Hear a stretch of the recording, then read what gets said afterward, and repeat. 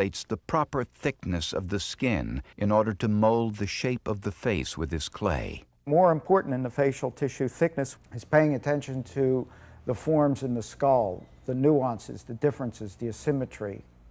What makes this skull different from the others? And they're all different. Bender then makes a fiberglass bust from the mold.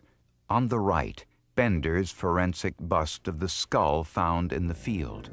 On the left is a photograph of a teenage girl who had been missing and was then identified from Frank Bender's bust.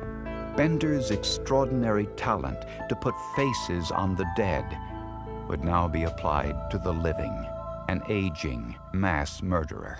America's Most Wanted asked Frank Bender to add 18 years to the face of John List. The stage was now set to pump new life into an old murder case. This is John List in 1971. Frank Bender's job was to figure out what he would look like 18 years later. All he had to work with were some old photographs.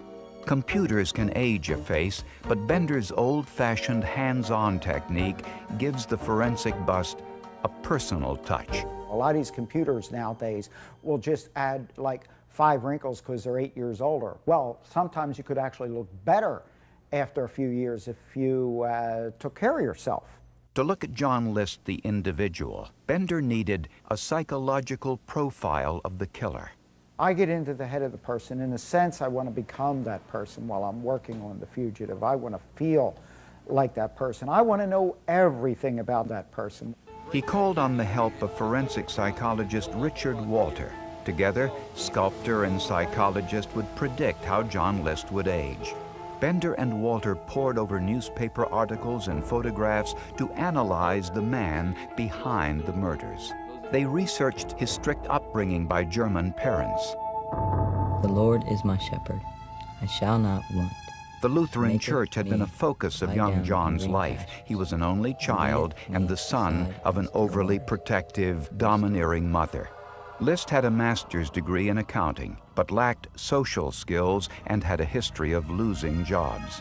The psychological profile revealed a man who killed out of anger and retaliation because of his own failure. The perpetrator has a history of frustration and feeling entrapped by women, generally women of their own age group or older, or women in authority.